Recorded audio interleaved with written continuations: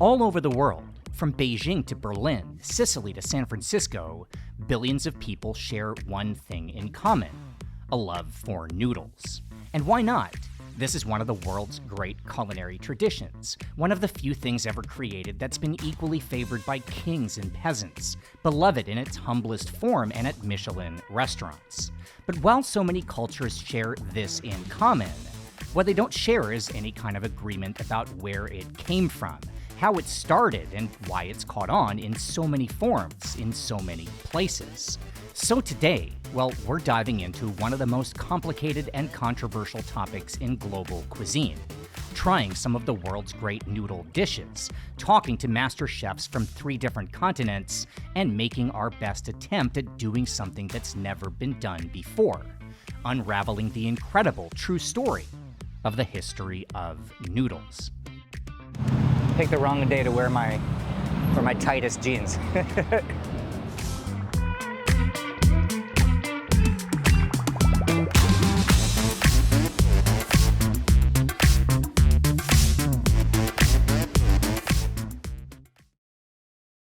In the last decade of the 13th century, just before Marco Polo was set to return home for the first time in 20 years, he was sailing along the southern coast of China on a diplomatic mission for the Emperor Kublai Khan. His ship was running low on food, so needing provisions, he sent a young sailor to the shore. A few hours later, First Mate Spaghetti returned carrying baskets of something fascinating and exciting. Polo was so impressed he went ashore himself and learned the recipe, and when he finally made it back to Italy, well, he would bring with him the technique that created pasta. Now, this story is not from Polo's travelogue or any history book. It was actually from a trade magazine in 1928, intended to create a legend meant to sell more pasta. And yet, this is now the story that's most widely repeated as fact. Look, I get it. Checking was harder back then, but within a decade it was in books and articles and academic texts, and it even made it into a Marco Polo movie starring Gary Cooper. But here's the thing. You can almost understand how this could happen because there was no other explanation for how the same thing seemed to come from everywhere. And it is the same thing, at least in recipe and technique, made by cooks in China and Italy, and Southeast Asia, the Middle East, North Africa, and parts of South America. The foundation for dishes as diverse as Tibetan Thukpa and spaghetti bolognese, Vietnamese pho and American mac and cheese. There's Thai Khanom Jin, Central Asian lagman, and 1,000 other dishes using 1,000 types of noodles. You can find noodles stir-fried on street corners and sold in the world's best restaurants, described in ancient stories by Jews, Buddhists, and Catholics, and part of the cuisine from the island tropics to the highest villages in the Himalayas. They're democratic, a food for everyone, from Chinese emperors to Bedouin nomads, but if they weren't spread by Marco Polo, then what actually happened? The truth is, the story of noodles is actually far more interesting than the common myth, with all respect to Mr. Macaroni. And while this is going to take us pretty much to every corner of the planet, there is always a beginning. So let's start there.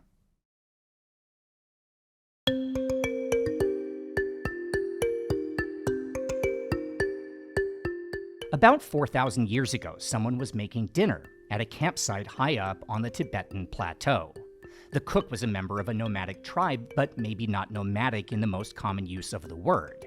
Their people built towns and planted crops, but every few months they'd tear it all down and move to new grasslands so their animals, horses, sheep, and yaks, could find better grazing. They lived primarily on what they could grow, relying on grains that matured quickly since they were constantly starting again. And the fastest and most efficient was something called millet. This was their staple. It's drought-resistant, suited for the dry Tibetan highlands, and it flourished in the rich soil along the Yellow River. Now, at the time of this dinner, the people of this vast landscape were from a culture known as the Tijia, whose ancestors had lived across the region since at least the 5th millennium BC, having migrated from the Caucasus through Central Asia. The Tijia were famed potters, noted Bronze Age craftsmen, but their contributions to food were unknown until very recently, when the contents of this dinner would unexpectedly turn up, perfectly preserved. In 2002, at a dig site in what today is China's Qinghai province, archaeologists found evidence of an ancient earthquake so intense that it opened a hole in the ground and then was followed by a massive flood of the Yellow River. Together, these two natural disasters sealed one of those elaborate tijia bowls in perfect condition, a bowl that contained something immediately recognizable. So well preserved was this find that it almost looks like it could be rehydrated and served today, a boiled dough made from millet, cut into 10-centimeter long strands. This would be the oldest noodles ever found, and it is in what today is China. But it's important to mention that back then it wasn't, and over the next 4,000 years, well, this part of the plateau would become part of countless kingdoms and empires. It would change hands back and forth between the Tibetans, the Uzbeks, Mongols, and Chinese, before officially becoming a part of China as recently as the 18th century. So who gets credit for this invention is complicated. Anyway, what's not complicated is what would happen next. When noodles show up again in the archaeological record about 1,000 years later, we find them downstream, further east along the Yellow River, showing up in so many dig sites that we know they'd become an essential part of everyday cuisine. This would be the real start of the story of the spread of noodles, a place in China's Gansu province that is today the namesake of perhaps the country's most famous noodle dish, Lanzhou La Mian, from, of course, the city of Lanzhou.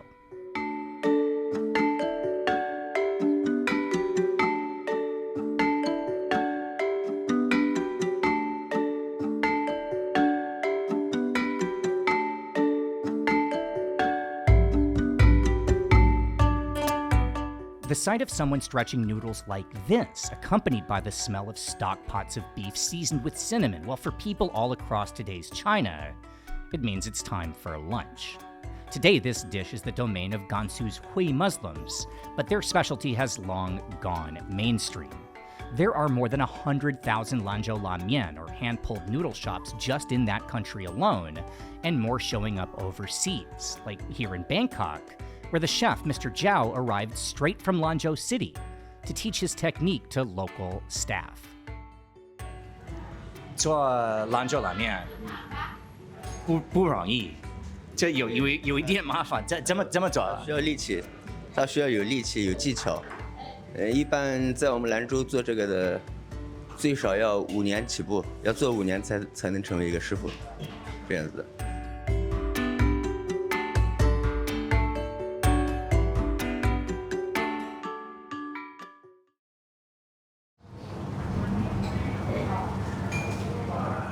Making noodles in the Lanzhou way is an ancient technique. It's actually exactly the same way historians guess these were made 4,000 years ago. It requires no equipment at all, just an incredible amount of strength, patience, and practice. But even that's not enough. If you try to make a dough just like this into noodles at home, well, you're going to fail. It's almost impossible with a standard dough of flour and water.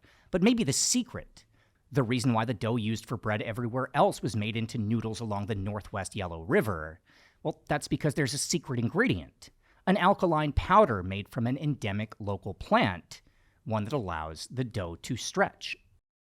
蓬灰它是在甘肃一些戈壁滩上，它生长出来一种植物，它是长这么大，它是叫蓬草，然后把那个烧完以后做成灰，把它烧化了以后，它那个灰烬烧那个灰烬，然后做成跟石头一样，然后在锅里面煮了很久很久以后，它做出来那东西叫蓬灰水，然后用那蓬灰水在面里面加进去以后，揉，然后就可以拉了。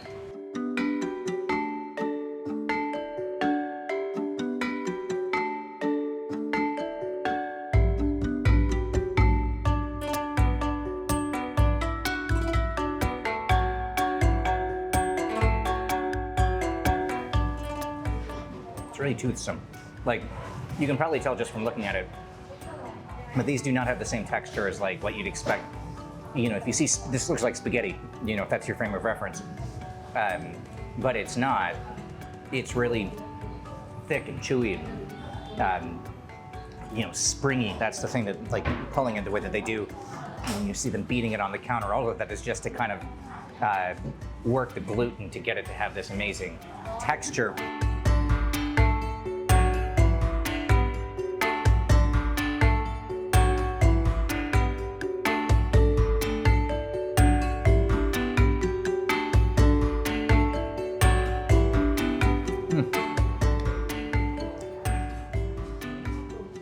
How many bowls of noodles do we have to eat today? 7? The 7?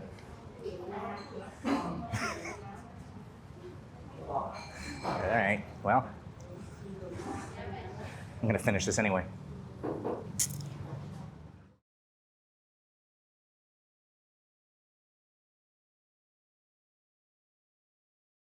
All right, we've already talked about the oldest archaeological evidence of noodles, but after those finds in Qinghai and Gansu, it would take another few hundred years before they show up anywhere else. And when that would happen, in the capital of the First Chinese Empire, well, the noodles had taken on a very different form. This time, what we find was made not by stretching by hand. I mean, further from the plateau, there was no peng hui, but instead by the much simpler technique of making a bread dough and then cutting or pinching off small pieces directly into boiling water. The name in Old Chinese for this was tangbing, which literally translates to soup bread. And by the way, just like Lanzhou La Mian, this also still exists and is sold across the Northwest as mian pierre, or basically sliced noodles. There was also a method of roughly cutting long strips of dough, a dish today called biang biang mian, famous for its thick texture and also the most complicated character in the entire Chinese written language. Anyway, noodles in these forms would catch on in Xi'an, the seat of Chinese power, and from there it wouldn't take long before the idea of boiling dough in water would spread far and wide. The years of the Han Dynasty, from about 200 BC to 200 AD, can be considered the glory days of the explosion of noodles across the country, especially in the northern regions where wheat was the primary staple and bread dough was already well known. As a unified Chinese culture began to take shape under the Han, noodles were very much a part of it, spreading from Xi'an to all major cities, and each place making their own out of whatever they were using for flour. If you had flour, you made noodles, and that's actually how we get the modern Chinese name, mian, the same character for both words. Mian was eaten across all social classes throughout China, and as the empire was expanding, fighting wars along the frontier, their army would be sustained with rations of noodles, bringing la mian from the west, which would become Central Asian lagman, and from the south, a dish called lao mian, which is what we now call the lo mein of Guangdong and abroad. Now, to make lao mian, the Han army would use available local supplies of wheat, buckwheat, or millet, but when they'd arrive in places that didn't have any of those, well, they'd find a way to make do anyway. And that's how more than 2,000 years ago we see the first rice noodles, made by northerners sent to subdue the coastal south and along the border with Southeast Asia. These rice noodles would, of course, come to define the cuisine in much of that region, leading to the stuff we know today, from Chinese changfen to Thailand's pad thai to Vietnamese pho. But I do need to point out that these rice noodles weren't actually the first ever made. There was already an ethnic group based in what's now Myanmar who'd been making their version for generations. Now, I won't spend too much time on that story because we covered it already in our video about rice, but the very short version is it was called hanom chin, a specialty of the Mon people who made their noodles by extruding a dough made of rice into boiling water. They'd bring hanom chin to Thailand, Cambodia, and Vietnam, and as far away as Sri Lanka and southern India. And today it's still the basis of things like kanom jin, mohinga, and the Tamil idiyappam. This was an ancient noodle that took a separate track from the Chinese soup bread. But the crazy thing is, if you go back far enough, they probably had the same point of origin. See, the Mon people, before they settled Southeast Asia, well, according to genetic research, they came from the Tanggula Mountains of the Tibetan Plateau in, of course, what's now Qinghai, following the riverlands south while their cousins headed east, both adapting their own noodle techniques to available ingredients. So if we put the pieces together, you could say that all the noodles that today make up East and South Asian cuisine quite possibly trace their roots back to whoever made that first bowl of noodles high up on the Tibetan Plateau. So even though we have a long way to go, before we look to the west, let's take a quick trip to the shadows of the Himalayas to find out what's still made there today, the noodles still beloved by the descendants of the people who made that very first dish.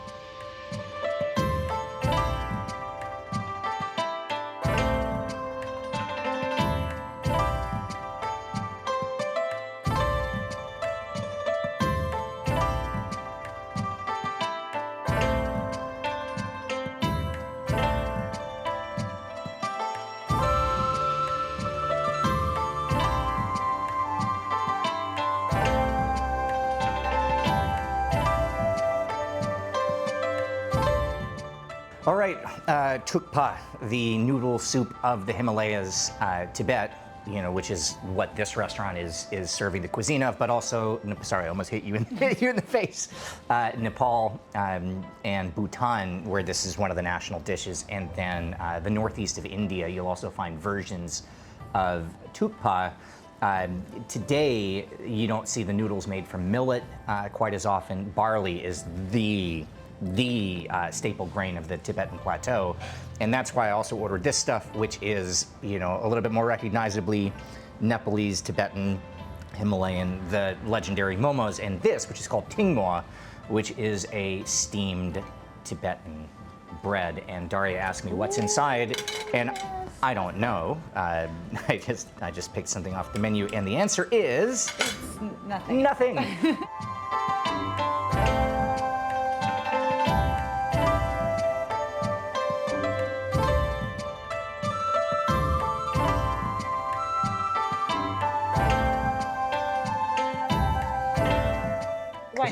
Here's the thing about Thukpa. It's a word that basically means noodle soup.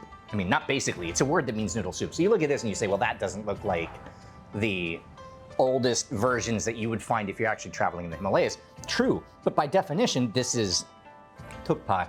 And the only real difference is that this is the version that is, I guess, most well known today and what people from Tibet and Nepal who come into this restaurant want.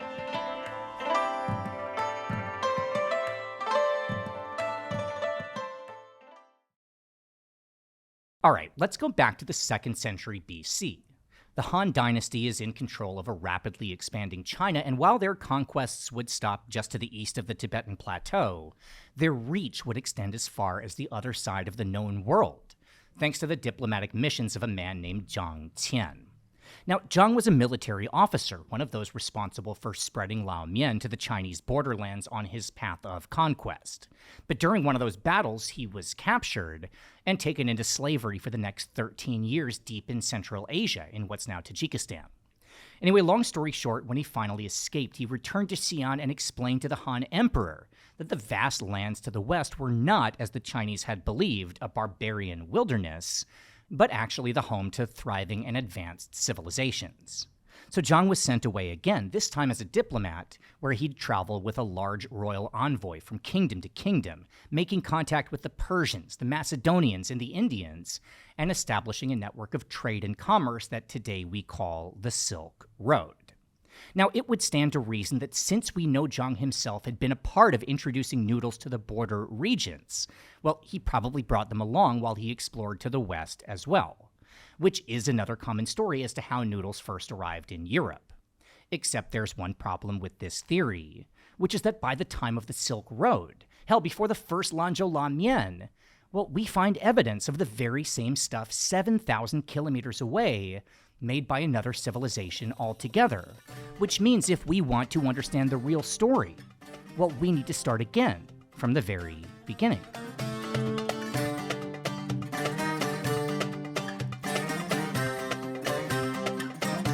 It's the year 1000 BC, and the Greek Empire is just beginning to take shape. 200 years before Homer and 700 years prior to the conquests of Alexander the Great.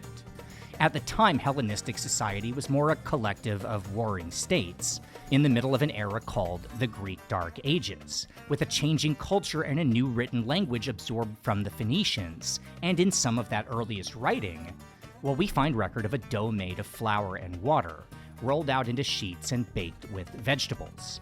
It was called laganon, a name and meal that still survives today. And speaking of names, the dough they were using had one too. It was called paste. Now, this is not a guess, and it's not a minor footnote of history. Paste was a major component of the Dark Age Greek diet, left in the tombs of the wealthy alongside jugs of wine, and by the time of the rise of the empire, we even know it was being served in noodle form thanks, of course, to mythology, with Hephaestus, the son of Zeus, credited with inventing a tool to cut paste into string-like shapes. In the 5th century BC, at the same time as Lanzhou La Mian first shows up on the other side of the world, The Greek playwright Euripides premiered a story about a woman named Macaria volunteering herself for sacrifice to help Athens survive a brutal war. This was said to inspire a dish made from barley flour named in her honor and served at funerals, something called Macaria, another word that continues to the present. As the Greek Empire expanded, settlers ventured west in boats along the Mediterranean, sailing south of Sicily and building villages along the west coast of Italy, with their first mainland colony, the city of Cumae, just outside today's Naples. In Cumae and neighboring settlements, the Greek began to trade influence with the local people, a group called the Etruscans, with artwork from as far back as 400 BC, showing the process of rolling and forming pasta.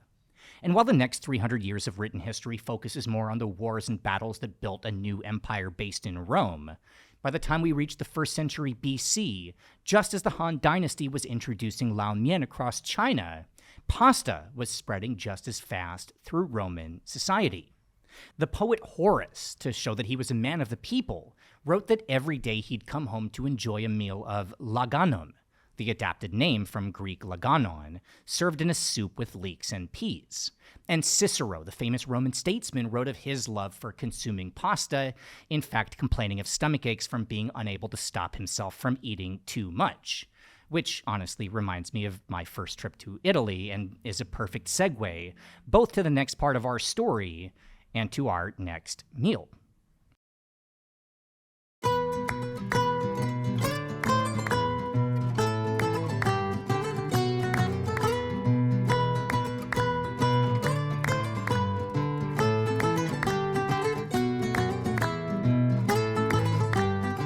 Welcome to heaven, or at least this city's best place for homemade Italian-style pasta. It's a restaurant called La Dotta, an old nickname from the city of Bologna meaning master. Here, the master is a chef named Francesco, who invited us not just to try some of his recipes, but to learn how Italian pasta has been made since the days of Rome. So this is a very thick and dense consistency of the dough. This will give a pretty firm consistency.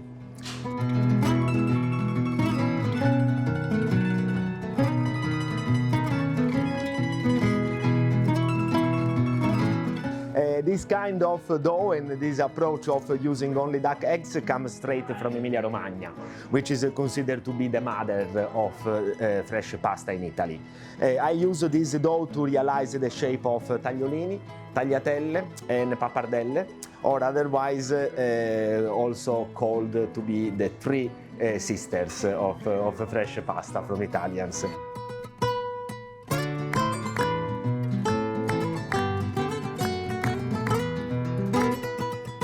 Now I'm cutting this sheet of dough into rectangulars of roughly 30 centimeters.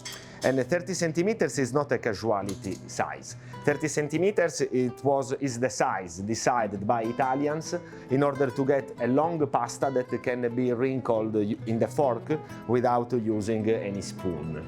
Okay.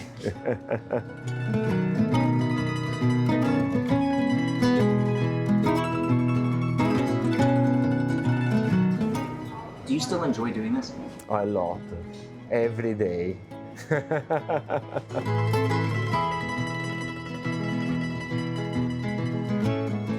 Here we have a dough based only on flour, water, so the purest definition of Italian pasta, and the fat of the eggs. It's replaced by the olive oil.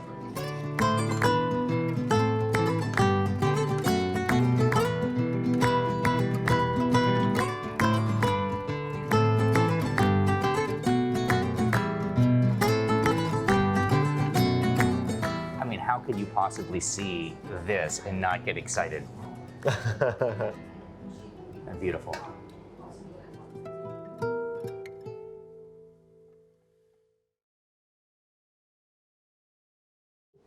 One thing that I think is really interesting about pasta is that if you look into food history, there's a lot of things that are, commoners dishes that eventually became accepted by everybody.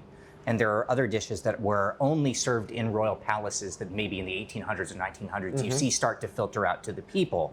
And then you have pasta, and there are very few other things that I can think of anywhere in the world that have always, since the beginning of time, at least as far back as we can find, been accepted by anybody. It doesn't matter your social class. You can be, the wealthiest family to the most humble peasants. Pasta was the one thing that would connect different classes. Is that fair to say? Yes, absolutely. Yes, is mostly speaking in terms of shapes that this distinction must be done. Pasta was born as a staple, as you said, food, so affordable from menu for most of the people. It's very interesting how to notice how the shapes changed until Renaissance, for example, where in Italy we started for the first time seeing the filled pasta or the most elaborated shapes, and that's the time where pasta makes the distinction between rich and poor. Filled pasta was something that rich people used to ask to their chefs to have something astonishing, unusual, and beautiful to show during their banquets. So this is when pasta moved to be from being a staple ingredient to be something, a showcase of skills and capabilities of chefs, and affordable from a very small niche of people. I started being passionate in food since I really was a baby, I would say, and this is not just to be rhetoric, but it's actually true. I was 5 or 6 years old when I started for the first time falling in love with realizing pasta. My memories are not to my grandma, but is a kind of a fun history behind. My mom used to make the fresh pasta at home a couple of times per month, okay?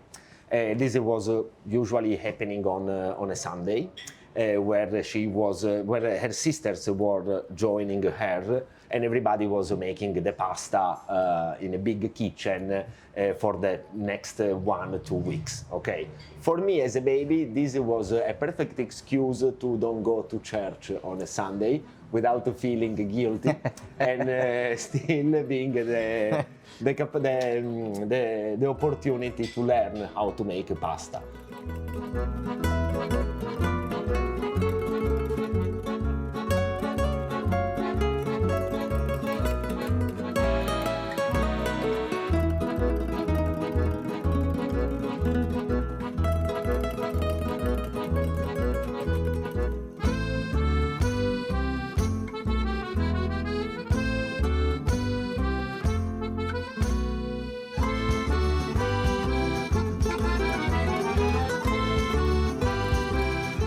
In this order, I suggest you to start with the burrata ravioli, then the panzotti, then the tagliatelle duck ragu, then go to the saffron gnocchi, and keep these for the last 2 because are the more intense ones. Okay. Okay. Boris, who's behind the camera, I promise you I'm going to be as fast as I can to give you tasting notes on these so you don't have to sit here and just watch me. Daria, just sit. I know you haven't had lunch yet. I'm on my, I don't know, I had a couple meals already.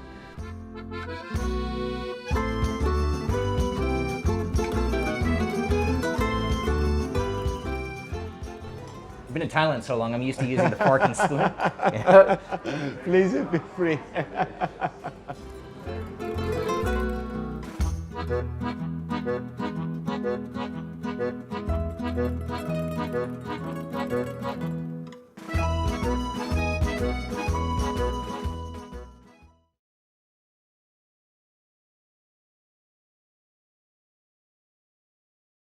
The pasta that would spread from ancient Greece would, of course, become forever associated with Italy and Italian culture.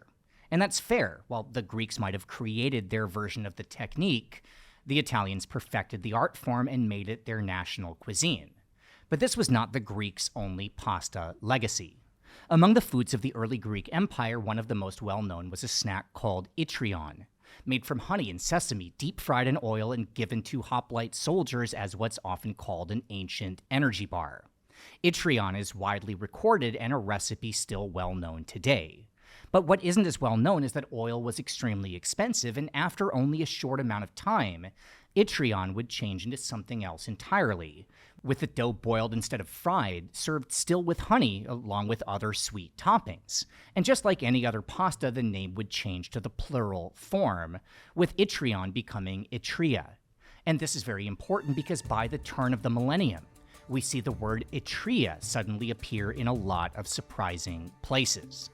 It was first recorded in Aramaic, the language of the Holy Land, referred to in the Jerusalem Talmud as a dish of boiled noodles.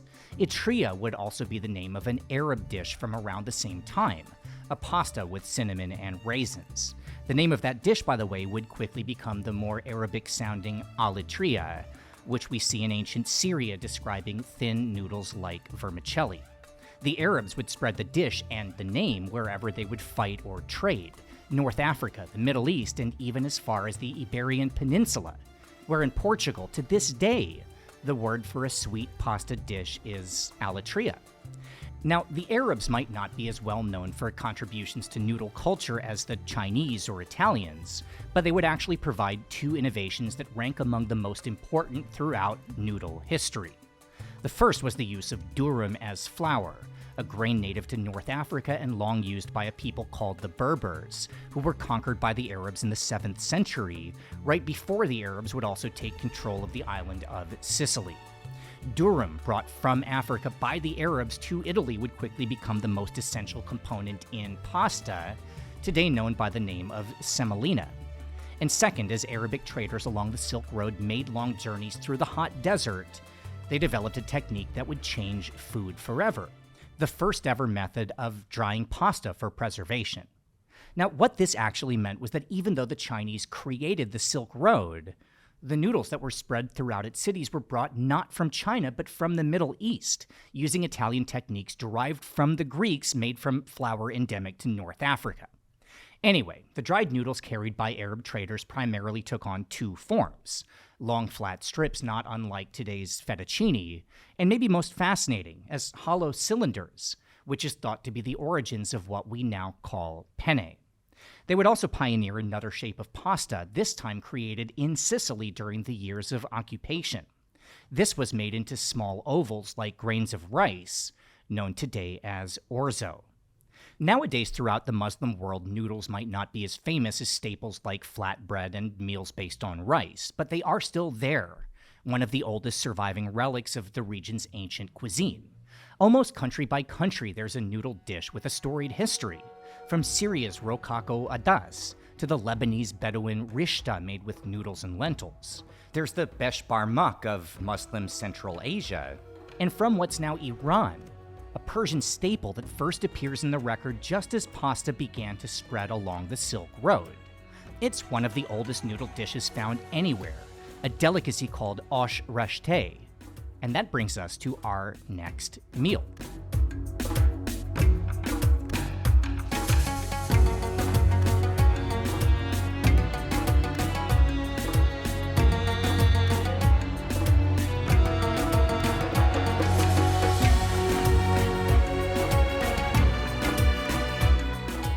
I have this, sometimes I feel bad that we ask somebody, do you mind if we film here? And my way of getting around that and not feeling so guilty is by over-ordering to show that we're supporting the restaurant. We still have a lot of food left to go. Man, this is, I've never had this before. I'm so excited.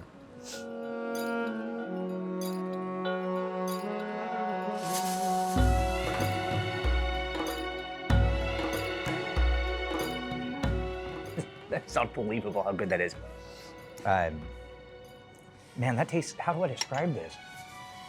That tastes almost like, that's not anything like anything else we've tried today.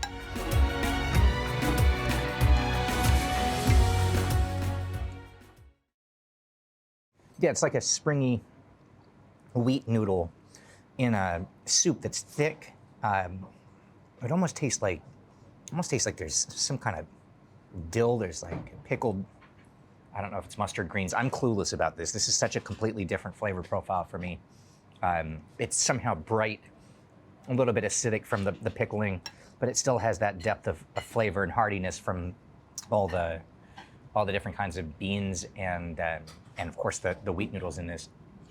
It's wild how good that is. So this comes with 4 sides that are meant to be mixed in. There's a mint oil, there's fried garlic, fried shallots, and this, which I'm going to try by itself, that the chef told us is made from goat milk. Ooh. Yeah, I don't know how to describe any of this.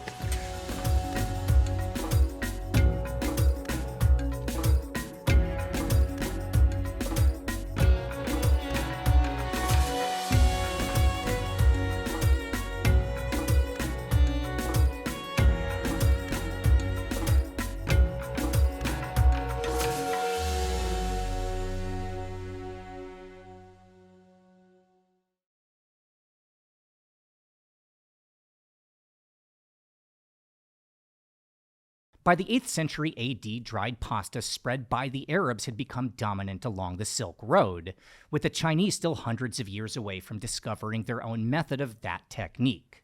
But that doesn't mean that Chinese mian wasn't also spreading abroad as well. In fact, this time period can be considered perhaps the second golden age of the expansion of China's version of noodles.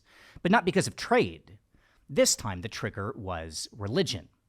Now, to tell this story, we need to start by going back one more time to the days of the Han Dynasty, and specifically the royal court of the same man who sent Zhang Qian on that Silk Road mission all those years ago, the Emperor Wu. Now, Wu was regarded as a tremendous leader, investing in arts and music and establishing a groundbreaking code of laws. He was also a devout follower of Confucian teachings and said to be deeply superstitious. Among his beliefs was that you could tell how long a person would live by the size of their face, with a longer face indicative of a better lifespan. But Emperor Wu had a problem, which was that he himself had a depressingly normal-sized face, so he needed to find a way to change his destiny. Now, in Chinese, the word for face is mian, which, as you'll remember, is exactly the same as the word for noodle, with just a slight difference in the written character. So if Wu couldn't have a long face, well, he'd ask his cooks to prepare impossibly long noodles for him to eat. Now, this might sound crazy, but here's the thing. The guy ended up ruling for 54 years, a record that would last into the 17th century. So his superstition went mainstream. Now, did any of this actually happen? Who knows? The story itself wouldn't be recorded in writing until the Tang Dynasty, and it wasn't the only similar account that was published at that time. There's also a story about the Tang Emperor Xuanzong, whose most valued possession was a robe made of purple silk, which he traded in exchange for a magic bowl of noodles, or rather, noodle. And that's why not only would he rule for 44 years, but for a while seemed almost invincible, outlasting 2 attempted coups and a massive rebellion. Either way, by the 8th century AD, all across China, people were slurping up bowls of shoumian, or longevity noodles. And the 8th century is also when something else would happen that would change China forever: the spread of Buddhism throughout the empire. Now, we've covered this topic before on the channel, but as monks began to fan out across the region, we see the beginning of a new category of Chinese food, what we now call Jie, or Buddhist cuisine. This would be the genesis of things like soy sauce and tofu, and thanks to their association with a long life, noodles would become an important addition to a monk's diet. It was through the spread of religion that we find the first evidence of noodles introduced to the Philippines, what we now call pancit, to Korea, a dish known as gugsu, and to Japan, which is where we find the next part of our story, and perhaps the epicenter of noodle mythology. Now, I'll make this quick, but basically this involves a man known as Bodhisattva, born in India in the year 704. A devout Buddhist, in his early 20s, he received a revelation that he was to travel to China to meet the reincarnation of the Bodhisattva Manjusri. So he set off, traveling for 3 years to the sacred mountain of Wutai, where he was told, sorry, wrong country, you actually need to go to Japan. Now, not all was lost for young Bodhisattva. See, this was again the years of the Tang Dynasty, and Buddhism was sweeping across the kingdom. So the arrival of a scholar from India was met with celebration and a spot in China's imperial court. After several years teaching Sanskrit to the Tang royal family and learning Chinese Buddhist traditions, Bodhisattva would finally get back to his mission. hitching a ride on a boat to Japan where he disembarked at Osaka and immediately recognized the man he was seeking, the reincarnation of Manjusri, personified by a local man named Gyoki. Well, this would immediately be brought to the attention of the Emperor Shomu, who was so impressed that he converted from Shinto to Buddhism and granted Bodhisenna the highest of honors and a home at Daianji, which still stands today. Bodhisenna would spend the rest of his life in Japan, holding so much influence that today he's considered the father of the Japanese written language, the katakana alphabet, created by his disciples and based on Sanskrit. And of course, he's also known as the father of Japanese noodles, which he introduced using the name from the Chinese palace at Xi'an, the same version we tried at the start of this video, La Mian, pronounced in Japanese, of course, as ramen. Anyway, given the direct association between ramen noodles and Buddhist philosophy, the Japanese would treat this dish with the highest form of respect, a delicacy and elegance befitting a food of the gods.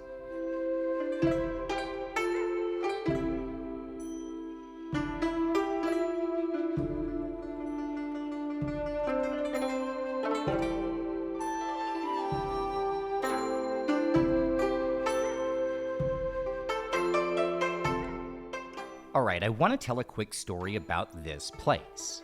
This is No Name Noodle, a hidden speakeasy in a strip mall near the Rama 4 highway. It opened about 2 years ago, serving exactly 35 bowls of Chef Shin's perfect ramen every day, no more, no less, to some of the luckiest customers in Bangkok. Reservations are taken each morning at 9 a.m., and getting through to reception became the holy grail of local foodies. I think I called 500 times, and that's not an exaggeration, before I finally managed to land 2 of those coveted counter seats and some of the best noodles anywhere.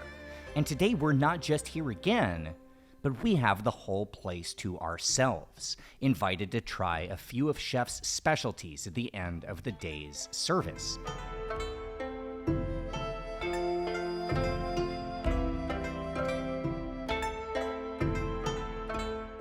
で一人ずつ作るっていうことを今やってるんだよね、シンさんのやり方は。それはなぜかって言ったら、文化を、ジャパニーズカルチャーを伝えるっていうことを言ってるんだけど。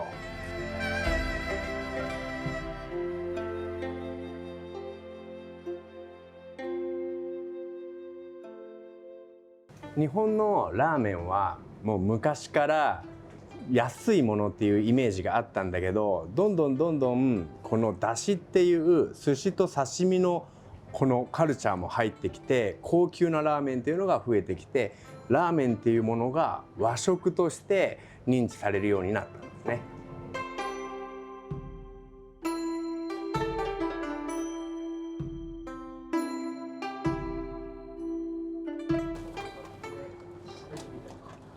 俺が伝えたいこと？いや、伝えたいことっていうかちょっと難しいな、今日のは。伝わらないな。うん。絵で伝えることしかできないと思う。だから一生懸命ラーメン作れば伝わると思う。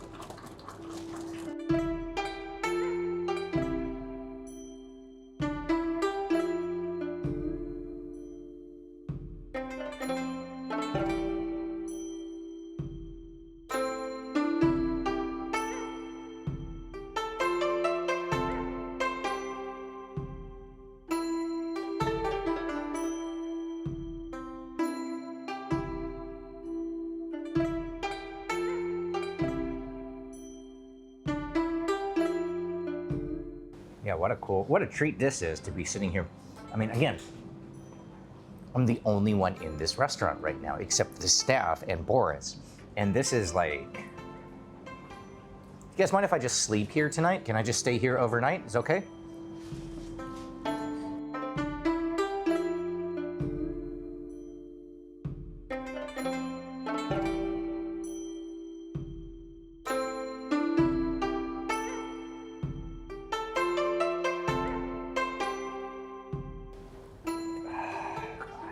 You wish you were me right now.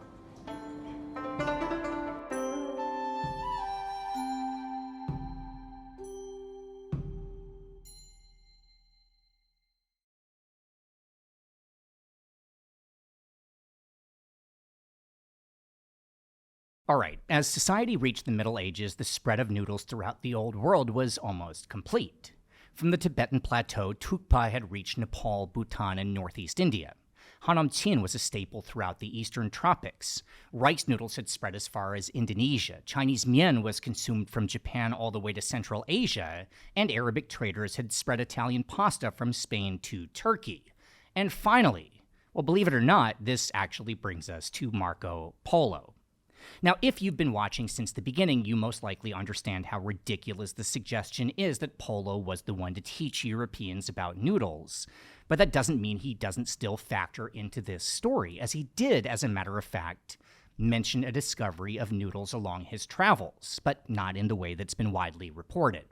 What he spoke of was finding pasta made from something called farina di alberi, or flour from trees, while visiting the island of Sumatra. What he described is something that was unknown abroad, a method of making noodles from the starchy part of breadfruit, a technique that appears to have no connection to anything else we've previously mentioned in this story. Which brings up a very important point. The noodles that we know today exist almost everywhere thanks to dominant civilizations who built empires based on trade, the Chinese, Romans, and Arabs. But who's to say that other societies didn't also develop their own forms of noodles independently, like what Marco Polo might have encountered in the Indonesian islands? Let's remember, after all, that in their most basic form, noodles are just bread, boiled instead of baked. Theoretically, anyone who was making flour could have come up with their own form of noodles, and pretty much everyone was making flour. It's become a growing theory among historians that before the Qijia, or the Greeks, the ancient Egyptians might very well have had their own form of pasta.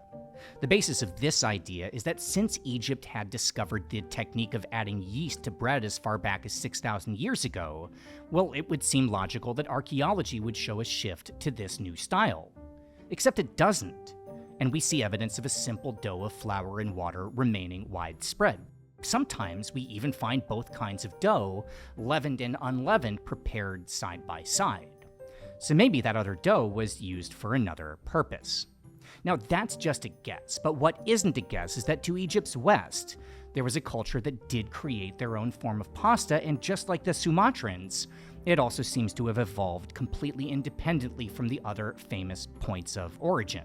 For this, we go to the country of Algeria, all the way back in the days of the Numidian kingdom around the 3rd century BC.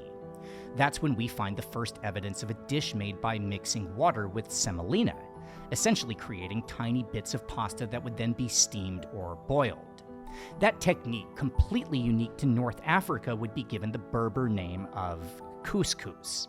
Now, if we assume that all of the noodles of today's Asian countries come from that first creation on the Tibetan plateau, and everything in the West and along the Silk Road started with the laganon of the ancient Greeks, then couscous is actually incredibly important to this story, because it might be the only surviving pasta today which evolved separately from either of those two points of origin. And while I'm not an expert, most of my life I thought couscous was some kind of plant. Fortunately, one of my very good friends just happens to be one of the world's most renowned couscous masters, a 2-time finalist in the World Cup of Couscous, yes, that's actually a thing, as the official representative of the country of Morocco. For a Moroccan, couscous is a dish that we eat. Couscous is a grain. It's two things. And couscous is a cultural time because we only eat couscous Friday at lunch. That is the only time you'll find a couscous in Morocco outside of maybe a wedding. Couscous is for Friday at lunch when all the family gets together in the matriarch's house. Because you don't make couscous for a person, you make it for the tribe. So you sit down, kind of like the Italians have grandma's pasta after the church on Sunday morning. Moroccans and Arabs have couscous after the mosque on Friday lunch. The making of couscous, like any other noodle, starts with, of course, flour. And not just any flour, but semolina, the same variety introduced from North Africa to Sicily.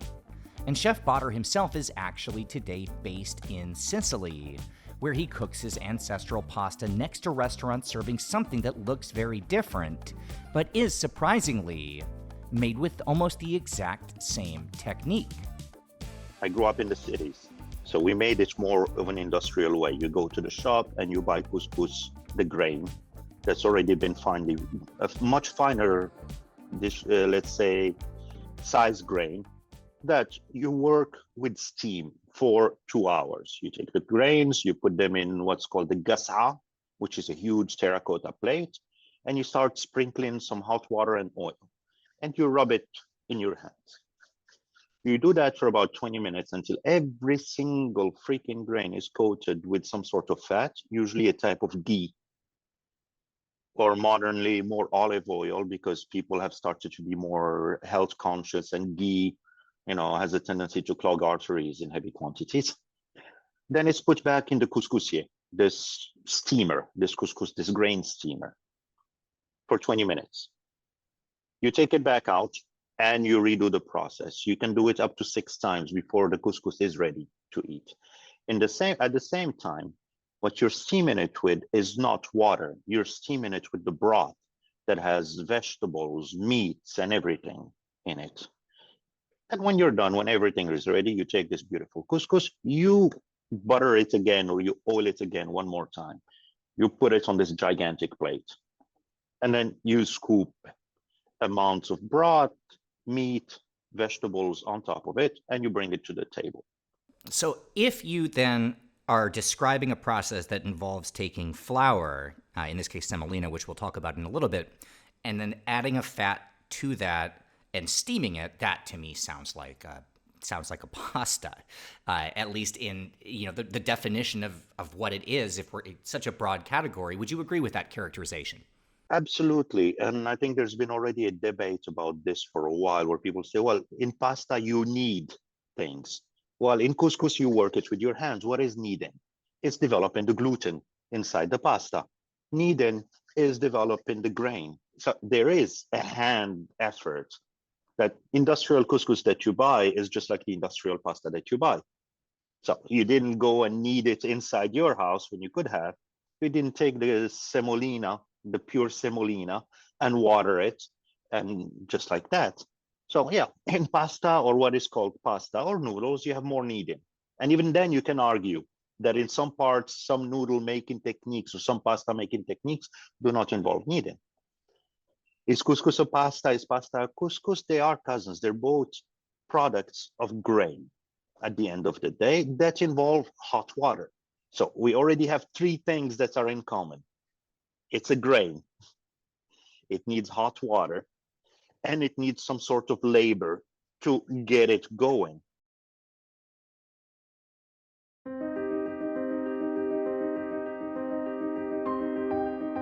As society reached the years of the Columbian Exchange, 200 years after Marco Polo's journey, the noodles that had spread through the Arabs and the Chinese would adapt and evolve as the world became smaller.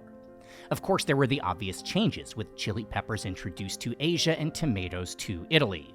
But that was just the beginning. As dried pasta, previously the domain of Silk Road traders, became valuable to sailors on long ocean journeys, factories sprung up across coastal Europe, in the Iberian harbors of Portugal and Spain, with Spanish soldiers responsible for bringing their own form of noodle soup, sopa de fideos, to Mexico, Peru, and the Philippines as far back as the 1500s. But it wasn't just the colonists who spread their dishes during that time. With the growth of European trading ports in Asia, Chinese merchants arrived en masse, most notably from the province of Fujian, which is how we find things like Hokkien mee in Malaysia, Singapore, and Phuket. And as these trading ports absorbed influences from everywhere, we see the emergence of fusion dishes like laksa, blending Chinese noodles with Indian curry and Persian spices in Peranakan households along the Strait of Malacca.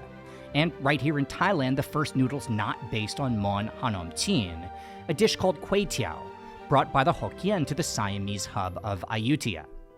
By the end of the 16th century, noodles were being spread along the water by the Chinese, Malays, Spanish, and Portuguese.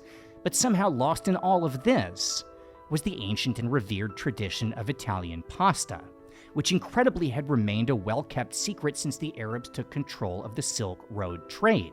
For 1,000 years, things like spaghetti, fettuccine, and the old-school lasagna confined to family homes, while the dishes they so long ago inspired became famous across the oceans. But that was about to change.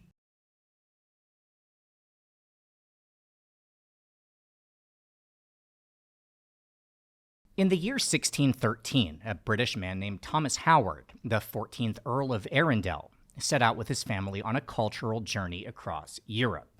Along with a guide, they traveled from Dover on the southern coast of England to visit the high society palaces and art museums of France, Belgium, and Germany, working their way through the Alps and spending the next 12 months gallivanting across Italy. This trip would be recorded in writing and would spark something of a sensation, and for the next 200 years, following this path would become a rite of passage for any affluent young man or woman from England, and later from much of Western Europe. It would come to be known as the Grand Tour, a must-do for anyone with rank and ambition, and the focus was on appreciating the sights of the Renaissance and gaining an understanding of all things Italian. Grand tourists would be accompanied by an Italian-speaking guide known as a cicerone, named after the great Roman orator who we already mentioned as one of history's most well-known lovers of pasta. King Gustav III of Sweden would make this trip. So would Lord Byron and many others of prominence.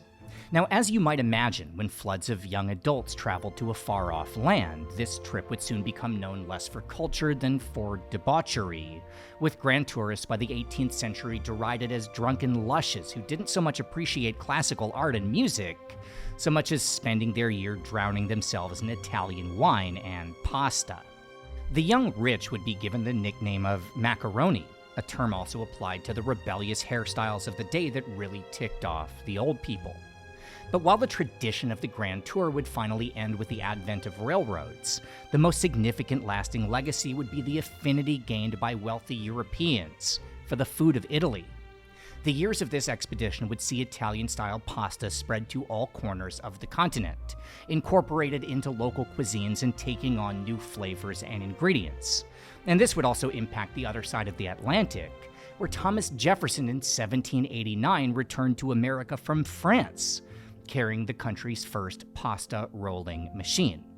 It's also the period that would see noodles get their modern name, as you've probably noticed that until this point in the story, the only person saying that word has been me, with the Chinese, Italian, Arabic, Mon, Southeast Asian, North African, and Himalayan cooks we've covered, all using their own terminology for dough cooked in water.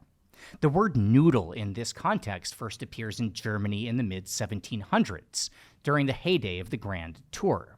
It was already a German term, referencing dumplings or bits of dough boiled in water, like, for example, the Swabian delicacy of Spätzle, which, by the way, is like couscous, also a pasta most likely developed independently. But anyway, as Italian pasta became common across the rest of Europe with no other local word to describe this new imported dish, the Germans lumped it in with Spätzle and started calling it noodle, and thus was born the term. But it didn't catch on immediately outside Germany. That wouldn't happen until the early 20th century within the German immigrant communities in America, where the word became common in American English and returned to the UK with British travelers. Anyway, this finally brings us into the modern era, and the 20th century is where we find both our last story and our last meal of the day.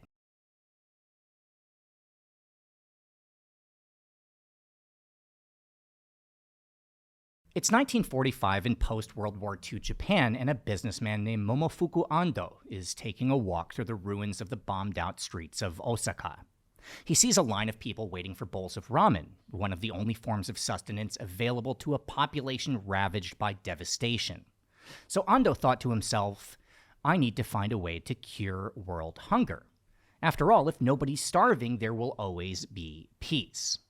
This, of course, is the canon of instant noodles, the legendary origin story commemorated in multiple museums and countless works of hagiography. And this makes sense because his invention would indeed change the world, with more than 100 billion portions now sold each year, and a Japanese survey naming instant ramen the most important invention of the 20th century, ahead of things like television and the internet. But this is a history video, and so with all respect to Mr. Ando, the well-known story like the one about Marco Polo, well, it has some problems. So let's start at the beginning. First, Momofuku Ando was not Japanese. He was born Go-Pek Hok to a Hokkien family in Taiwan in 1910. From an early age, he was an entrepreneur, starting his first business as a teenager producing textiles, then moving to Osaka in 1933 and doing it again. Before the outbreak of war, he'd dabble in various ventures, producing charcoal, packaging salt, and manufacturing something, and I have no idea what this is, called magic lantern projectors. The story of how he saw a need for fast and convenient noodles in the aftermath of the bombings was true, but he didn't immediately get to work, primarily because shortly thereafter he went to prison, convicted of tax evasion and serving time until 1950.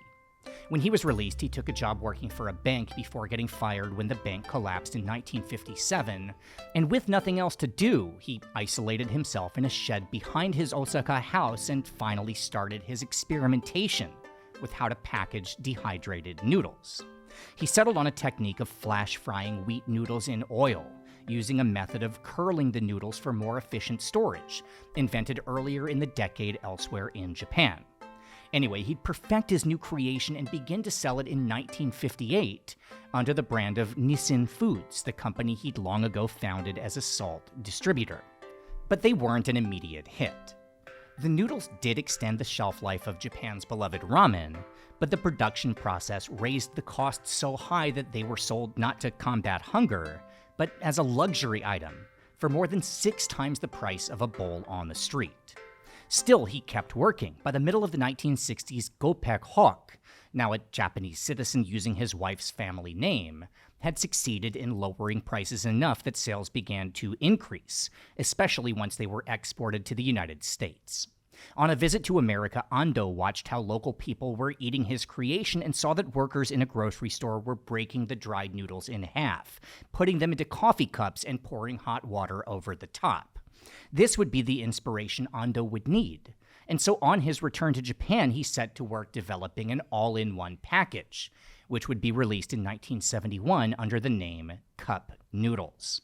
And from then on, it was a rocket ship to the big time. Instant noodles would become the staple food of college kids studying in American dormitories. It would be consumed by countless workers on job sites across China, Japan, and Indonesia, with South Koreans eating the most per capita at 75 servings per person each year, followed closely by Vietnam and Nepal.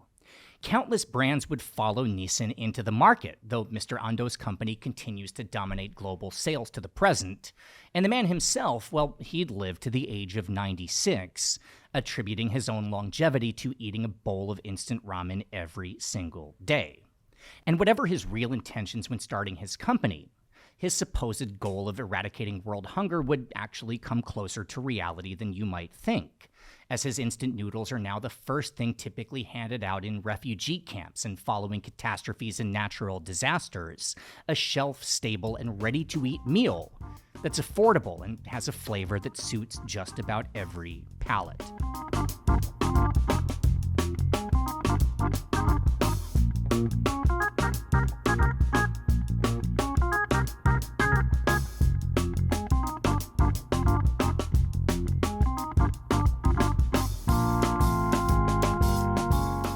If your question is looking at this, what am I most in the mood for? The answer is none of them. We have been eating all day and finishing some of the best noodles in the world with a bowl of instant noodles feels a little bit wrong, but somehow that is the story that we're telling, and I will take one for the team.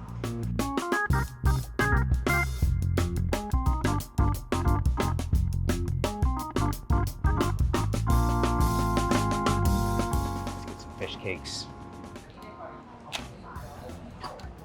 And I got a Japanese, so this is the Japanese Hokkaido miso tonkatsu flavor from the Nissin, the company that started it all. Do I want this right now? I do not. Let's get some chives. That counts. Fair, good enough. Boris, you want a drink?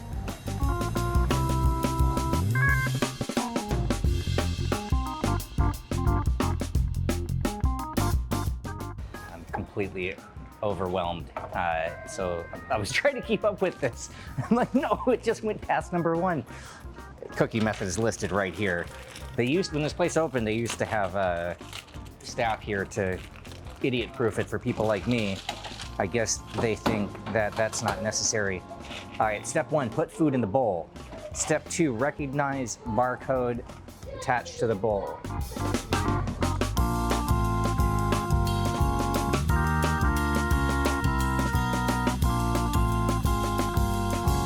Is there a secret to opening this? Scissors.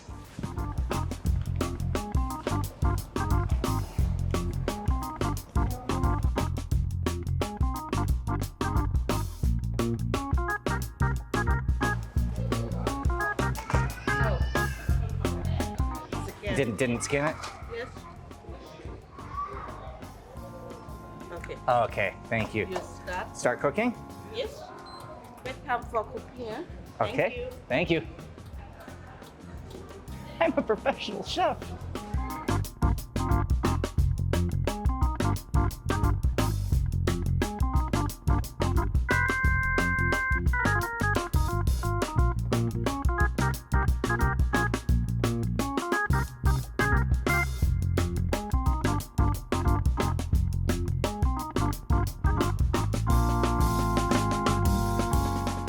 What a jerk I would be if I start nitpicking. Oh, the noodles are a little bit, I wish they were more al dente.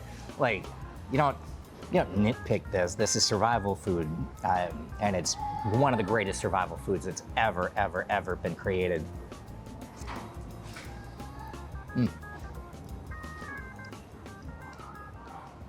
I'm really full. Not survival food for me. It's whatever the opposite of that would be.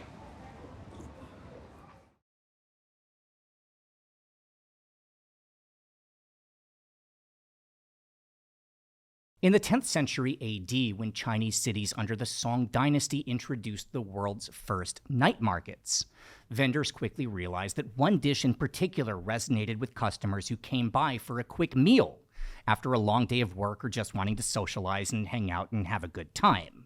Noodles, not served with elegant preparation or in elaborate stews, but heaped out with things like wontons and spring onions. Well, that would become what we can today consider the world's first mainstream street food. A little bit more than 1,000 years later, I found myself on a flight to Hong Kong. Now, it would be an understatement to say that I was panicking. I'll never forget what it was like on that plane, thinking about everything that could possibly go wrong. Like I was supposed to land at 10, then somehow in this crazy faraway place, find my way to the Shenzhen border, where I'd meet my girlfriend at the time who was spending a year abroad. Now, the border back then closed at midnight, and I remember having all these thoughts about what would happen if I couldn't get there, if the driver couldn't understand me, or I got lost, and what if I got stuck forever? Like, I actually imagined myself spending the rest of my life lost on the streets of Hong Kong. But anyway, yeah, so those are the circumstances where I made it to the border. Heavy backpack, massive jet lag, and just completely overwhelmed by where I was. And so to kind of wrap my mind around the fact that I'd made it to China, we took a walk around my girlfriend's neighborhood. There was a vendor on a sidewalk stir-frying something, so we ordered a plate of noodles. And I remember sitting on a curb with a plastic plate of my first ever meal in Asia, and it was like, all right, this is it. I made it. I'm here. And I think somehow right at that moment, over a plate of street food noodles, I already knew that I wasn't going to go home like I planned 3 weeks later. That was 15 years ago. Whether it's my own experience of finding stir-fried chow mein with that perfect wok hei on the streets of southern China, Anthony Bourdain falling in love with pho on his first visit to Vietnam, or the old European aristocrats getting hooked on pasta on their grand tours of Italy, there's something about noodles that's so much more than a simple dough of flour and water. It's a platform for the ingenuity of local cooks, a showcase for some of the best flavors humanity's managed to come up with, from Malaysian curry laksa to Xinjiang da panji, spaghetti with pesto to that big tray of mac and cheese. Noodles tell us the story of where we are, the people who've come before us who laid the groundwork for today's culinary culture. So as we finish this video, since we are here in Thailand and our path for the last hour has taken us all the way around the world, Well, I might as well finish with a plate of the country's iconic national dish, pad thai. Created in the 1940s based on a 19th century Thai classic, itself using rice noodles long ago brought from Qinghai to Lanzhou, Lanzhou to Xi'an, Xi'an to the southern border, and eventually to Southeast Asia. And by now I'm just continuing to talk to prolong the inevitable because I've officially reached my eating limit. But as anyone will tell you, there's always room for one more bowl of noodles. So long.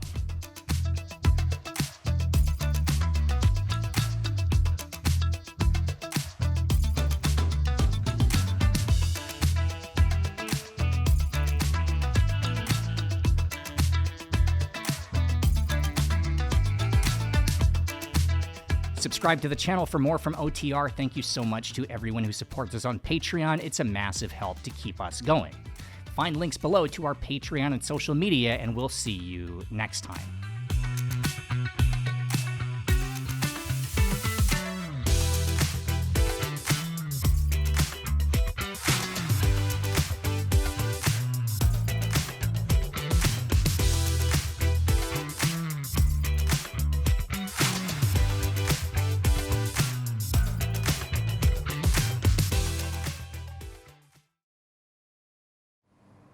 Let's try this. I can't just ignore this. I mean, it's sitting here looking at me. I don't need this. I'm going to take most of this home. I'm going to give most of this to Boris to take home.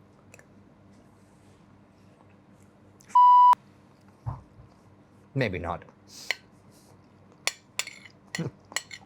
I'm in trouble.